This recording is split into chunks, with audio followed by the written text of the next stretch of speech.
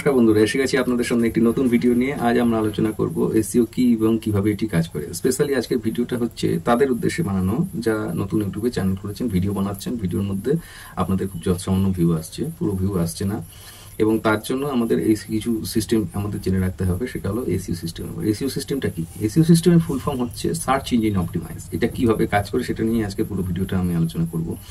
তো ভিডিও শুরু করার আগে আপনাদের কাছে একটি অনুরোধ রইল, যদি চ্যানেলটিতে নতুন হন তাহলে অবশ্যই একটি লাইক এবং সাবস্ক্রাইব করে দেন, আর যদি পুরনো হন তাহলে ভিডিওটি শেষ পর্যন্ত দেখুন, আপনাদের অনেক কাজে লাগবে। চলুন আগে ভিডিওটি শুরু করা যাক।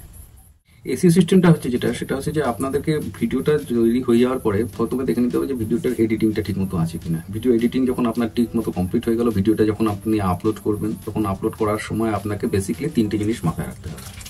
এক নম্বর পয়েন্ট হচ্ছে যে ভিডিও টাইটেলটা আপনি কি দিচ্ছেন সেটা ডিপেন্ড করছে, সেটা সার্চেবল ইঞ্জিনের সঙ্গে ম্যাচ করছে কিনা। কোনো লোক বা কোনো ব্যক্তি যখন সার্চ করবে তখন সেই সার্চ করার ফলে আপনার টাইটেলটা সবার ফার্স্টে আসবে কিনা সেটা আপনাকে দেখে নিতে হবে। এর জন্য আপনি অনেক টুলেরও হেল্প নিতে পারেন, সেটা আমি জানিয়ে দেবো আপনাকে কী টুলের হেল্প নেবেন বা কীভাবে হেল্প নেবেন সেটা জানিয়ে দেবো। এছাড়াও সহজ পদ্ধতি হচ্ছে যে আপনি ইউটিউবে মেরে দেখে নেবেন আপনার রিলেটেড ম্যাটারে যখনই কোনো জিনিস টাইপ করবেন তখন তার সামনে কয়েকটা ভিডিও চলে আসবে, সেই ভিডিওগুলো র্যাঙ্ক করেছে বলেই আপনার সামনে চলে আসছে। তো আপনাকে সেই ভিডিওর টাইটেলের মধ্যে থেকে কোনো একটা টাইটেলকে চুজ করে নিতে হবে। আপনি নিজের পছন্দ মতন একটি শব্দ লিখলেন এবং দ্বিতীয় শব্দটি তার ওইটা যে শব্দটা সার্চ করে লোকে পেয়ে যাচ্ছে আপনার রিলেটেড, আপনার টপিকের ভিডিওটা, সেই সাবজেক্ট, সেই কথাটা আপনি ওখান থেকে কপি করে আপনার টাইটেলের মধ্যে পেস্ট করে দেবেন।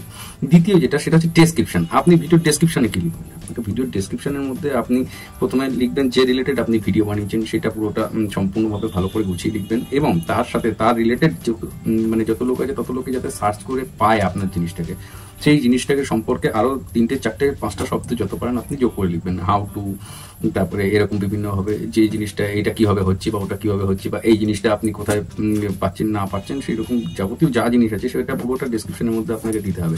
টাইটেলটা উপরে অবশ্যই লিখবেন।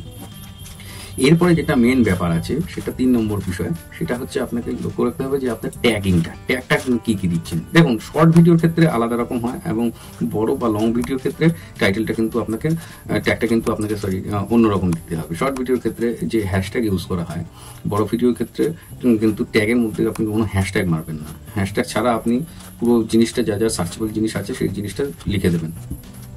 সার্চেবল জিনিসগুলো আপনি লিখে দিলেন, 3, 4, 5টা আপনি যত পারেন ওখানে বাড়াবেন, 5টা 7টা, যেভাবে লোকে সার্চ করলে আপনার ভিডিওটাকে খুঁজে পাবে সেই সমস্ত জিনিসগুলো আপনি ট্যাগের মধ্যে লিখে দিলেন। তারপরে আপনাকে আরেকটা জিনিস মাথায় রাখতে হবে, খুবই ইম্পর্টেন্ট বিষয়, সেটা হচ্ছে যে আপনাকে ভিডিওটা আপনি কাদের উদ্দেশ্যে বানিয়েছেন, ছোটদের উদ্দেশ্যে বানিয়েছেন না বড়দের উদ্দেশ্যে বানিয়েছেন। আজকাল ওয়াইটি স্টুডিওর ভেতরে এখানে অপশন পাওয়াই যায় যে ভিডিওটা আপনি কার জন্য বা কার উদ্দেশ্যে নিয়ে বানিয়েছেন। তো সেখানে আপনি ইজিলি দেখতে পেয়ে যাবেন যে আন্ডার 18 জন্য বানিয়েছেন না বড়দের জন্য বানিয়েছেন। যদি আন্ডার 18 জন্য বানিয়ে দিয়ে থাকেন তাহলে ওটা আন্ডার 18 করে দেবেন, এবং যদি বড়দের জন্য বানিয়ে থাকেন তাহলে ওখানে 18+ অ্যাবাভের মধ্যে ক্লিক করে দেবেন। তাহলে এই অবধি আপনার হয়ে গেল বেসিক কাজ। দ্বিতীয় কাজ সেটা হচ্ছে যে সার্চ ইঞ্জিনের একটা মেন বিষয়বস্তু হচ্ছে যে আপনার সার্চ ইঞ্জিন কথাটার অর্থটা কি আমাদের জানতে হবে। সার্চ ইঞ্জিন কথার বেসিক অর্থ সেটা হচ্ছে যে আপনার ভিডিওটা সার্চের মধ্যে আনাটাই তার বিষয়। আপনার ভিডিওটা সার্চের মধ্যে কিভাবে আসবে, তো আপনার ভিডিও সার্চে আনার জন্য কি করতে হবে? আপনাকে একটা সুন্দর থেকে থাম্বনেল বানাতে হবে। থাম্বনেল হচ্ছে কোনো ভিডিওর উপরে যে ফন্টটা আমরা দেখে থাকি, যেটা দেখে আমরা ভিডিওর মধ্যে ঢুকি বা ক্লিক করি, সেটাকে থাম্বনেল বলা হয়। থাম্বনেলটা আপনার খুব একটা আকর্ষণীয় হওয়া দরকার। এই থাম্বনেলটা দেখেই আপনার কিন্তু ক্লিক থ্রু রেটটা পড়বে। এবার দেখুন, ভিডিওকে র্যাঙ্ক করাতে গেলে আপনার কিন্তু থাম্বনেল যেমন অবশ্যই বানানোর দরকার, তেমন তার সাথে সাথে কিন্তু ভিডিও এডিটিংটাও আপনাকে ভালো করে শিখতে হবে। থাম্বনেলটা আপনি বানিয়ে নিলেন, খুব মোটামুটি ভালো হবে, কিন্তু তারপরে আপনাকে দেখতে হবে আরও একটা বিষয়, সেটা কি না, এই থাম্বনেল বানিয়েছেন, ডেসক্রিপশন ভালো দিয়েছেন, ট্যাগ ভালো দিয়েছেন, তারপরে আপনার ভিডিও এডিটিংটাও খুব সুন্দরভাবে করেছেন। এইবারে ভিডিওটা যখন সুন্দরভাবে তৈরি করা হয়ে গেল, পুরোপুরি কমপ্লিট হয়ে গেল, আপনি ভিডিওটাকে আপলোড বিভিন্ন পদ্ধতি দ্বারা করতে পারেন। 3 রকমের পদ্ধতি আছে। 1 নম্বর সেটা হচ্ছে যে আপনি ইউটিউবে গিয়ে সেখান থেকে ভিডিও ডাইরেক্ট আপলোড করতে পারেন, যেভাবে আগে করা হতো। এছাড়া এখন বর্তমানে আরও সুযোগ সুবিধা বেরিয়ে গেছে যে ওয়াইটি স্টুডিওর মাধ্যমে আপনি ভিডিওটাকে ডাইরেক্ট আপলোড করে দিতে পারছেন। আপলোডিংয়ে যখন করবেন তখন আপলোডিংটা ভিডিও করার হয়ে যাওয়ার পরে যখন আপনার পুরো রকমের সমস্ত সার্চ হয়ে যাবে, পুরো চেকিং হয়ে যাবে, চেকিং কমপ্লিট হয়ে যাবে, আপলোড হয়ে যাবে, তারপরে সাথে সাথে ভিডিওটা পাবলিশ করবেন না। আপনাকে দেখে নিতে হবে আপনার পাবলিশের জন্য মেন বেস্ট সময় কোনটা আছে। পাবলিকের ভিডিও করবেন যখন, তখন পাবলিকটা কোন সময়ের জন্য হবে, মানে আপনার দর্শক কোন সময় ভিডিওটা বেশি পরিমাণে দেখবে, সেই জিনিসটা আপনাকে ভালো করে লক্ষ্য করতে হবে। এখন আপনি দর্শকের পরিমাণটা যদি ইন্ডিয়ার মধ্যে বেশি হয়ে থাকে, তাহলে সেই ভিডিওটা আপনাকে মোটামুটি হবে ওই 9টা থেকে চালু করে, সকাল 9টা থেকে চালু করে সন্ধ্যাবেলা 6টার মধ্যে পর্যন্ত করে নিতে হবে। এবার যখনই আপনি 7টা 8টার পরে ভিডিও ছাড়ছেন, তখন আপনাকে কিন্তু সেটা খেয়াল রাখতে হবে যে আপনার ভিডিওটা দর্শক সেই টাইমের মধ্যে দেখছে কিনা, অর্থাৎ কোন টাইমে ভিডিও ছাড়লে আপনার দর্শক ভালো পাবেন, আপনার ভিউটা বেশি বাড়বে, আপনার ওয়াচ টাইমটা বেশি বাড়বে, সেটা আপনাকে দেখে নিতে হবে। সুতরাং ভিডিও আপলোড করেই মানে সাথে সাথে ছেড়ে দেওয়াটা ঠিক কাজ হবে না, আপনাকে টাইমটা হিসেবে মতো দেখে নিতে হবে। ভিডিওটা আপলোড করে রেখে দিলেন, আনলিস্টেড করে রেখে দিলেন, কিন্তু পাবলিশ করলেন না। পাবলিশটা সেই টাইমে করবেন যখন ভিডিওটা আপনার দর্শক এবং ভিউর সংখ্যাটা বাড়বে। এই জায়গাটা আপনাকে দেখে নিতে হবে। বেসিক্যালি এইটাই ছিল কথা। এবং এই এসইও সিস্টেমের মধ্যে আর বিশেষ খুব একটা কিছু নেই। এই এসইও সিস্টেম বলতে আপনার ভিডিওটা যাতে র্যাঙ্ক করে পাবলিকের সামনে, পাবলিকের কাছে, তার জন্যই হচ্ছে এই সিস্টেমটা তৈরি করা। ইউটিউব অ্যালগোরিদমের মধ্যে এটার একটা বিশেষ বৈশিষ্ট্য আছে যে ইউটিউব কতজনের কাছে আপনার ভিডিওটা পাঠাচ্ছে। এবার দেখুন, আপনার এসইওটা যদি খুব ভালোভাবে হয়, তাহলে কি হবে, ওখানে ইমপ্রেশনটা ভালো যাবে। ইমপ্রেশন মানে কি, যে আপনার তৈরি করা ভিডিওটা ইউটিউব কতগুলো লোকের কাছে পাঠাচ্ছে। ইমপ্রেশন যত বেশি হবে, আপনার এসইও সিস্টেমটা খুব ভালো বলে মানা যাবে। যদি ইমপ্রেশনটা বেশি হয়, আপনার ভিউ সংখ্যা বাড়বে। ভিউয়ের সংখ্যা যখনই আপনার বাড়বে, তখন আপনার ওয়াচ টাইমটা বাড়বে।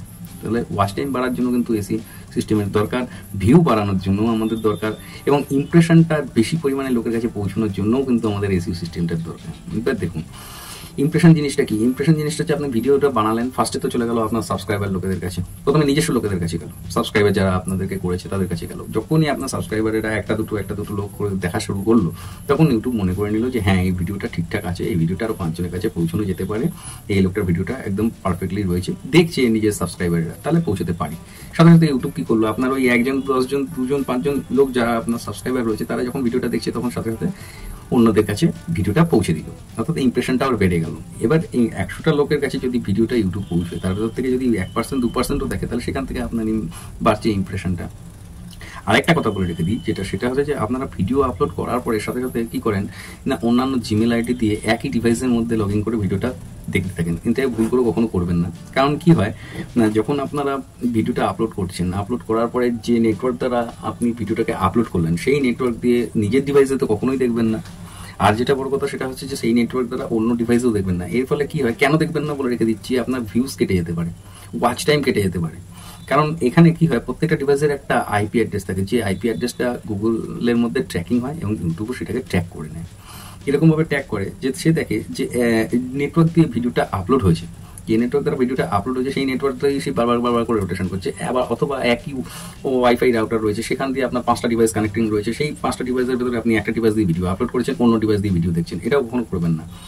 ভিডিওটাকে ছেড়ে দেন, নিজের মতন করে ছেড়ে দেন, পাবলিক হতে থাকুক, যত পরিমাণে ভিউ আসতে থাকুক। যদি আপনার ভিডিওটা দেখার প্রয়োজন হয়, অন্য ডিভাইসে গিয়ে, অন্য সিম কার্ড ইউজ করে বা অন্য ওয়াইফাই ইউজ করে, সেখানে গিয়ে আপনি অন্য দিন দেখবেন। ছেড়ে দেন একটা দিনের জন্য, পরের দিন দেখবেন ভিডিওটা, অন্য জিমেল আইডি দ্বারা লগ ইন করে দেখবেন। কিন্তু হ্যাঁ, নিজের ভিডিওটা নিজে দেখার ভুলটা কখনোই করবেন না। কারণ যখনই আপনি নিজের ভিডিও নিজে দেখছেন, তাহলে কিন্তু ইউটিউব মনে করে নিচ্ছে, কি মনে করে নিচ্ছে সেটা বুঝতে হবে যে হ্যাঁ, এই ক্রিয়েটার নিজের ভিডিওটা নিজেই দেখে নিচ্ছে।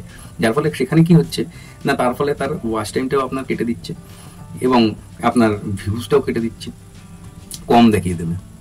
এই জন্য নিজের ভিডিও ভুল করে কখনো নিজেরা দেখবেন না। যদি দেখার খুবই ইচ্ছা হয়, তখন অন্য ডিভাইসে গিয়ে, অন্য ওয়াইফাই ইউজ করে বা অন্য সিম ইউজ করে তখন নিজের ভিডিওটা দেখবেন। তাহলে আপনার ভিডিওতে ভিউজ বাড়বে, ওয়াচ টাইম বাড়বে এবং সমস্ত কিছু ভালোভাবে টিকে থাকবে। ভিডিওটা র্যাঙ্ক করবে, লাইক করবে, সাবস্ক্রাইব করবে।